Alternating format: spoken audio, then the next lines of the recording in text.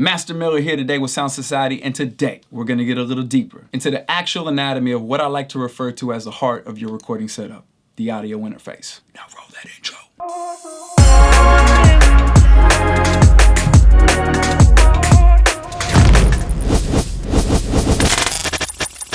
Society! I hope you're ready, because we're about to talk about it all. The converters, the knobs, the extra knobs, the buttons, the inputs, the outputs. So make sure you stay locked in until the very end, because there will definitely be some educational gems throughout this entire video. So let's get into it. Now you have sound flowing into your computer during the recording phase, and then you have sound flowing out of your computer during the entire creation process, in which you will be monitoring through a pair of headphones or studio monitors. And whether you realize it or not, every time sound goes in and out of that computer of yours, a particular process is taking place, which rolls us right into chapter 1, conversion. So yeah, Master Miller, sound in, sound out, conversions are happening, but what is, okay, I did say we're gonna go a little deeper. So basically you have these analog voltages that are created by you. Yeah, you. And whether you realize it or not, whether you're playing that electric guitar of yours or singing and rapping into the mic, you still have sound that is being created by your voice or instrument of choice that is connected to your interface with the instrument or mic cable. And that sound that gets created ultimately gets converted into, well, an analog voltage. So now we have the signal or analog voltage flowing down those audio cables, rushing towards your computer at the speed of light. But like literally, mind you, these analog voltages, your computer can't get jiggy with that. So when the signal reaches your interface, before it makes it to the party inside your computer, the signal has to be translated or converted into a language that the computer can understand and further manipulate. That being ones and zeros. Computer language. So when sound flows into your computer, as we just explained, conversions are being made at the point of your ADC or analog to digital converter within your audio interface. So remember, sound into your computer, A to D conversion is taking place. So note that. And then when sound flows out of your computer to your headphones or studio monitors, the very same nature of conversion happens, but in reverse. So inside your DAW or digital audio workstation, which would be Pro Tools, FL Studio, Luna, Logic, etc. Wait, pause, time out, stop the music. Even though this video is about the audio interface, given that I just mentioned commonly used DAWs, I'm super curious as to what DAW you're finding yourself working out the most these days. I'm trying to tap in, as this will ultimately dictate the brand and or products we base certain videos off of. So if you get 50 comments saying, hey, I use Ableton, well, best believe we'll be making a video based off the Ableton workspace. You feel me? So what DAW do you use? Leave a comment, let us know. Now back to the topic.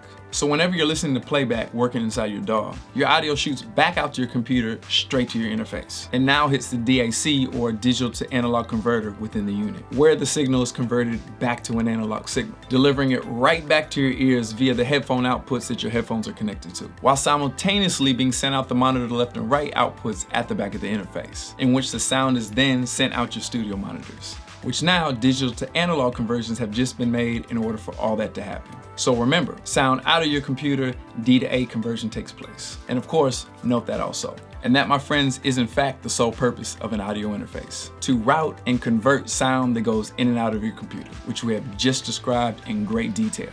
So now that we know the primary role that an audio interface plays, speaking from experience, none of that even matters if we can't get the interface connected to our computer, which rolls us right into chapter 2, interface to computer connectivity and compatibility. So let's talk about it. Chapter 2.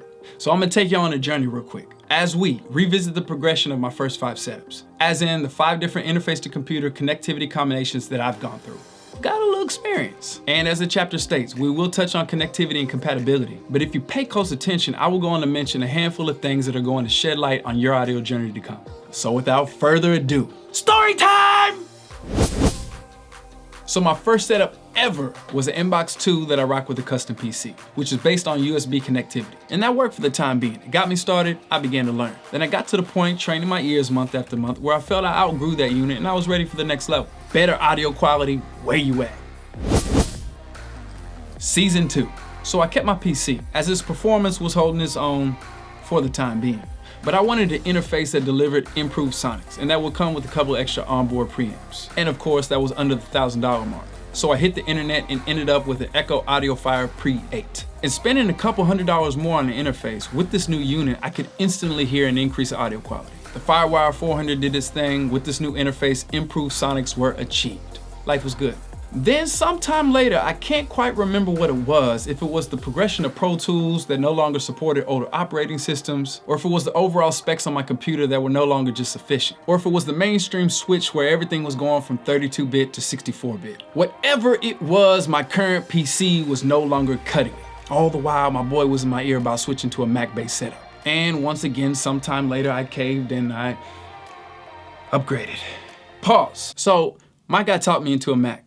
I made the switch, but I want to hear from you. Comment section, where you at? Are you making records these days off a PC or Mac-based setup, and why? This is Sound Society. We're passionate about our craft and we learn from each other through our creative experiences. We're all squad, but Mac or PC? Which one you rolling with? Leave a comment down below and let us know. So in this third season, I got a little hasty jumping into the Mac world as my new Mac Pro would come equipped with Firewire 800. Sounds cool. But if you remember, my Echo unit only had Firewire 400, and you can't fit a square peg into a round hole. Luckily, I was able to find a workaround with a Firewire 800 to 400 adapter. And once I got everything hooked up, even with using an adapter, the connectivity was straight. The Mac delivered as promised. But then somewhere along the way, I came to a fork in the road with this Echo unit.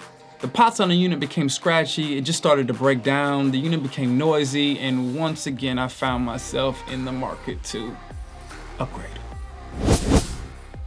So again, I hit the internet hard, cross-referencing unit after unit, and then I happened to come across Universal Audio's Apollo Quad, the first generation of UA Apollo interfaces. So of course I kept the same computer, I just upgraded my interface. So my fourth season was based on a Mac Pro and UA Apollo Quad, and that relationship was based on Firewire 800 connectivity. I said goodbye to the adapter, and of course this new Apollo sounded amazing. The connectivity was rock solid. I never had any problems with this particular setup. However, although life could have been so simple if I would have just stayed with this setup, a couple years later, I got on a trip. Learning more I was, but now I wanted to really have the studio ammo to track everything. Vocals, keys, guitars, drums, synths, dedicated inputs for everything so that I could set it and forget it. And with that being said, let's just roll into the final season.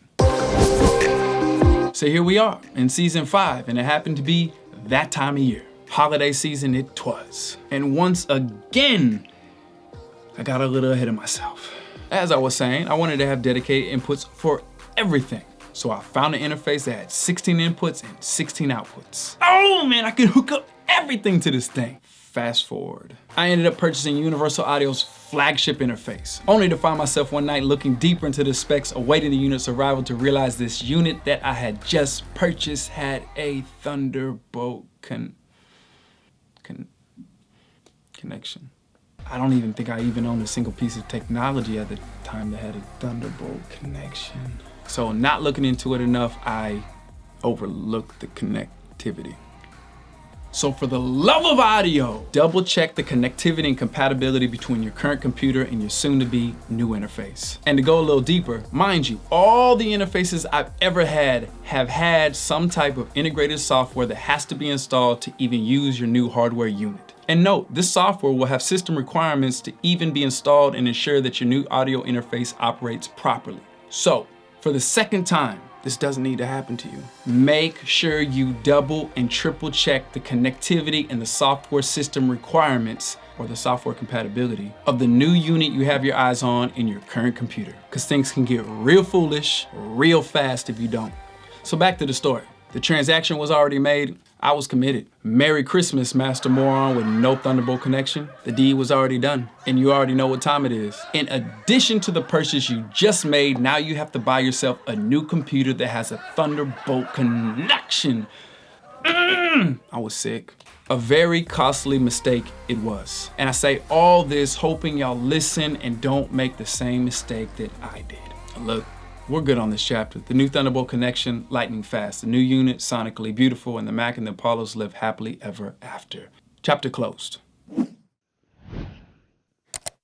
You know, I only wish I had somebody like Sound Society flying with me in my wing through my first years of audio and music production. But the year was 2009 and the YouTube wasn't popping back then. Nonetheless, in our quest to continually bring you value, we have created a best budget audio interface specifically designed for you to help cut through the weeds of all the endless gear out there on the market and help guide you to the next step. Because after all, after the computer, the audio interface is the next thing you're going to want to tackle. All of which, for your convenience, we have left the link for that video in the description below.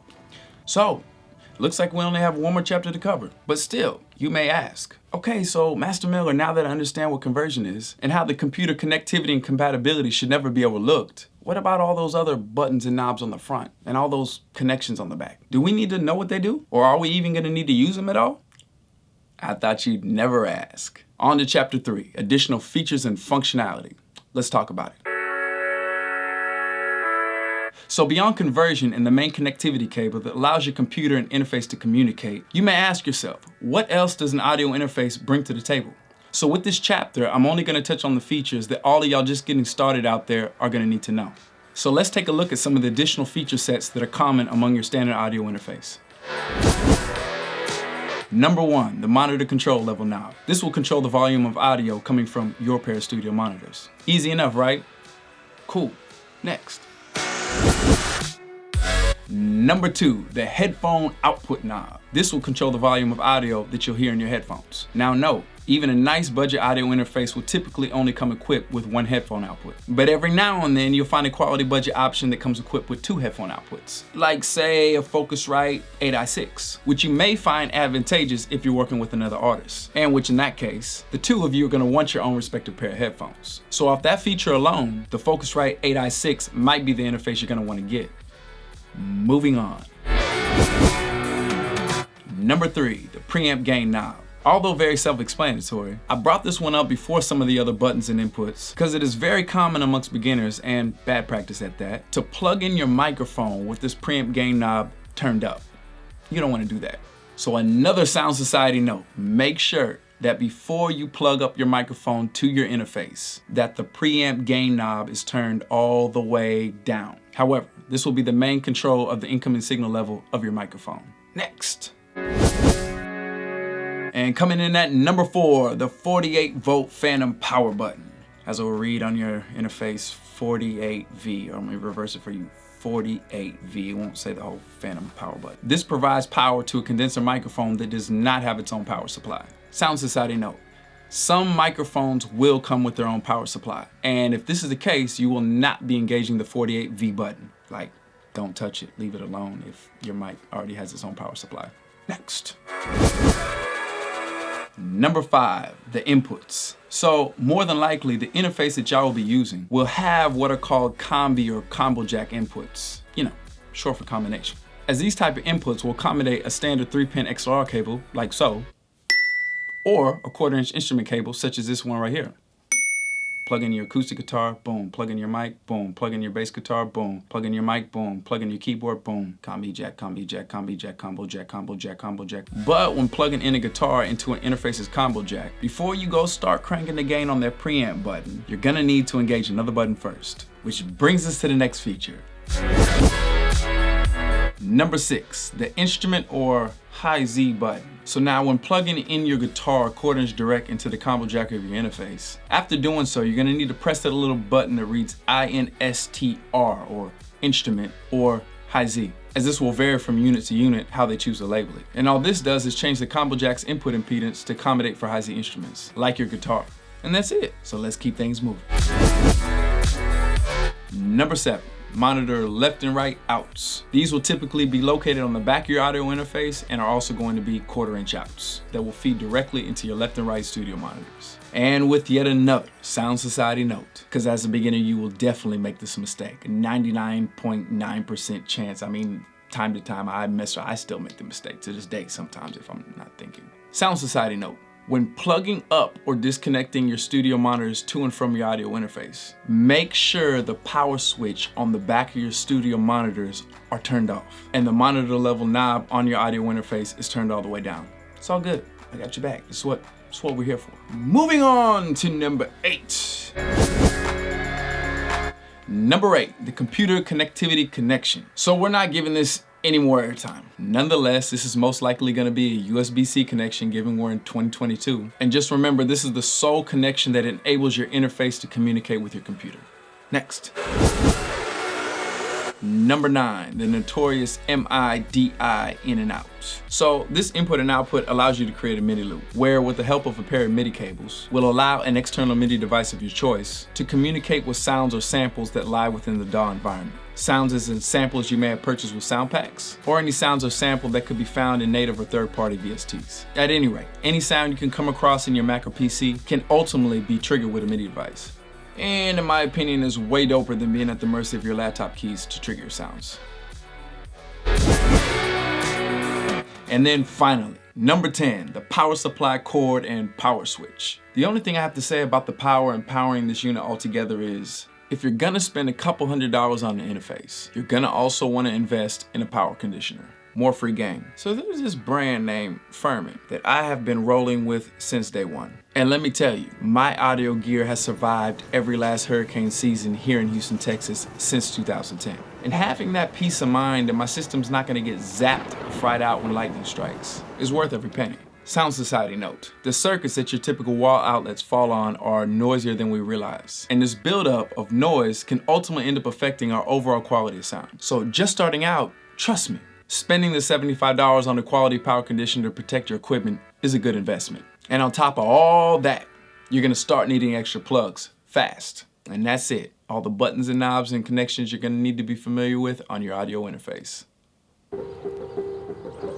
Okay, so look, I know if you were just getting started, that was a lot. We've talked about what an audio interface is and the integral role that it plays in your audio recording setup. And then we discussed the also important connectivity and compatibility between your audio interface and your computer, which you never want to overlook. And then last but not least, we went over additional features and functionality that you definitely will need to be familiar with to get you going in your first season of recording and audio engineering.